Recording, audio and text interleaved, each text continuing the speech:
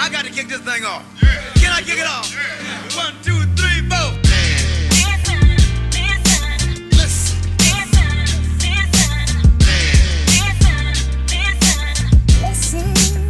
Ladies and gentlemen, listen.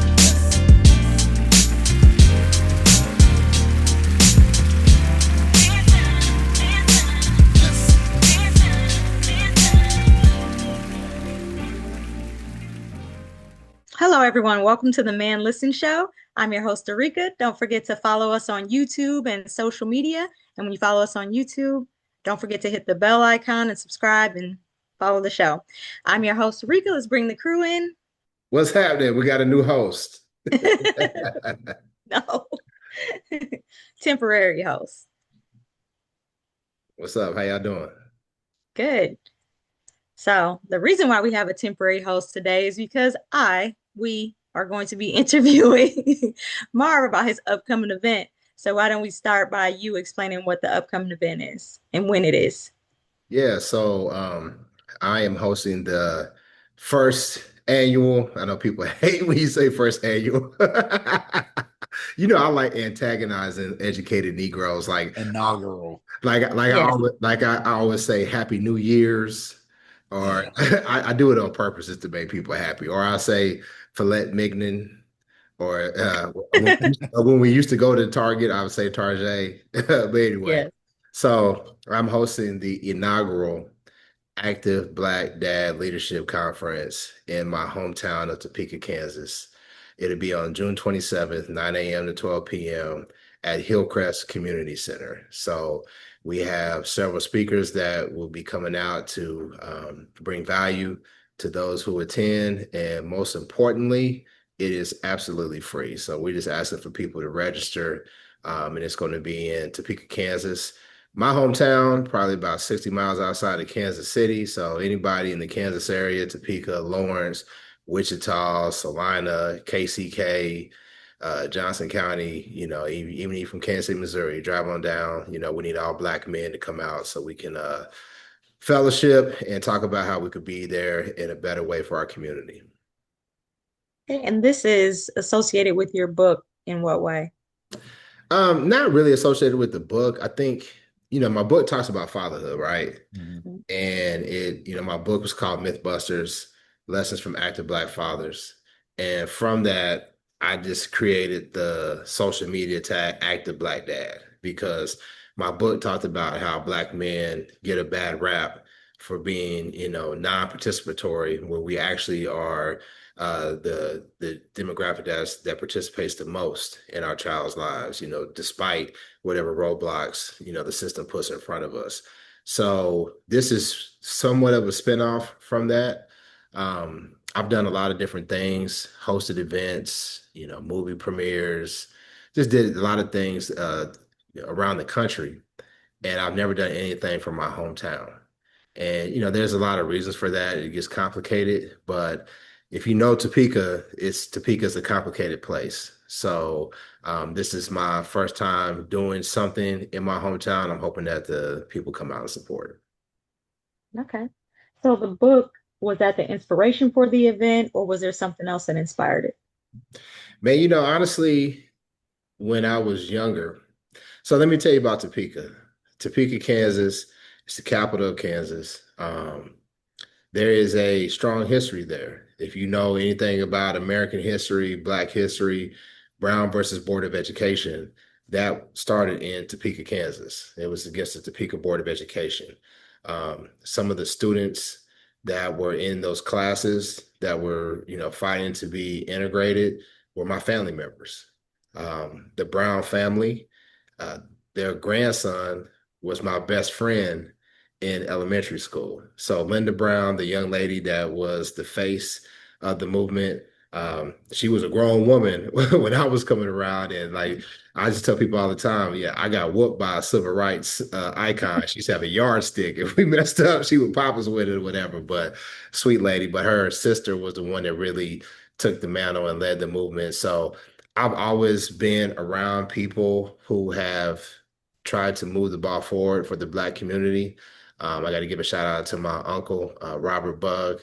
I call him Uncle Sonny. He started the first and the oldest MLK celebration in the country. It's called Living the Dream. My cousin Anton Bug, he runs it now because his mother and his father, my Aunt Jackie, had passed away. But there's a lot of history in Topeka, a lot of that spirit of, we all we got in Topeka. But Topeka also was just like any other Midwest city that had its problems, like in the late 80s, crack came and devastated Topeka. Gang violence came and devastated Topeka. So it went from a place where, you have people who are fighting to improve the condition of Black people to a place where, and I'll just say for myself, a place where hope kind of became scarce. And whenever you got crack, have y'all seen how crack can wipe out a community? I won't say that it necessarily wiped out Topeka, but it definitely had a devastating impact on my hometown. And then when you throw in the gang violence, I've lost family members. My nephew was murdered in the streets in Topeka. So, I feel it's incumbent upon me to come back and to try to get back to, the place where I grew up. Okay. So is that the goal of the event, to give back to the community? Yeah, I mean, I think we get back by, organizing Black men. One thing, I live in Dallas, man. I haven't lived in Topeka. What, I got to Mizzou, where we all met in 95, then graduated in 2000. Yeah, I was on the 5-year plan. I went back for like 2 weeks and was staying in my mom's house, and I said, nah, this ain't it. And then I moved to Kansas City, and then, the rest was history from there. Um, so I really don't want people to think that I'm coming back as the person to tell everybody, hey, this is how y'all supposed to do it, right? It's Mhm. really, the goal is to give back to Black men and to figure out a way for us to corroborate, because there's people there that are doing wonderful things. A lot of them will be on the panels that we have at the conference. So it would be asinine for me to come in and say, "Hey, listen, y'all not doing it right. Here's what you should do." If the roles were reversed, I wouldn't want to listen to somebody that was doing that. But the goal is to try to uplift, like we say, what do we say on the intro for the Man Listen Show? Enlighten, enrich, and empower. That's what I Mhm. want to do for my community. So that's why we're doing this.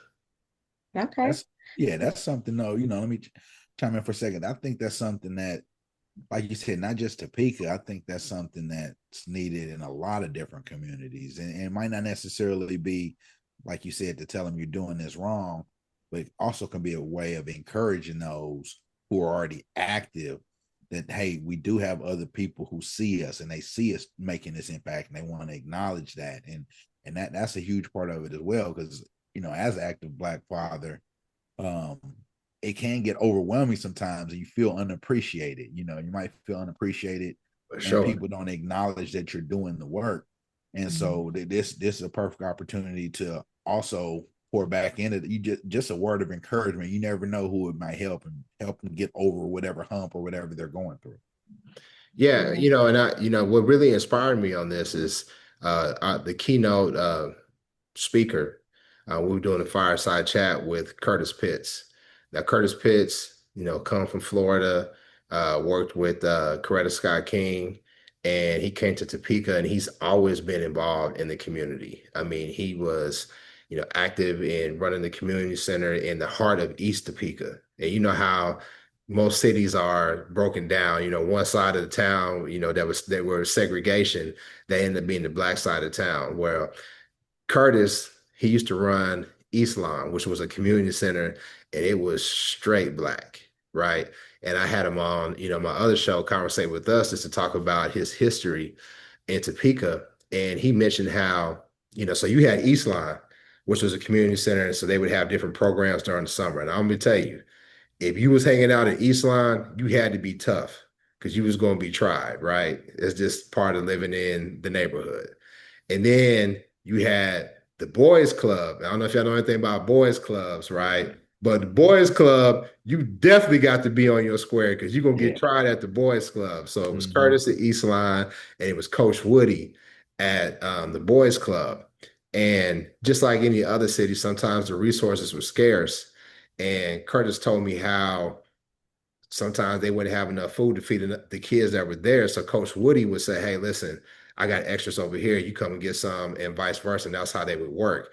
And together, even though they were running two separate movements, they still worked together to make sure that everybody was taken care of. So it's that spirit, it's that experience and that commitment to the community I want to try to bring, because not everybody knows that story. Not everybody Right. knows that story. So I want the brothers that are in Topeka who are already doing stuff to know, hey, listen, you may not even know what this brother is doing across town, right? And it's not a competition. There's Mhm. different ways for us to attack how we're going to improve our community. And hopefully through this conference, we can do that.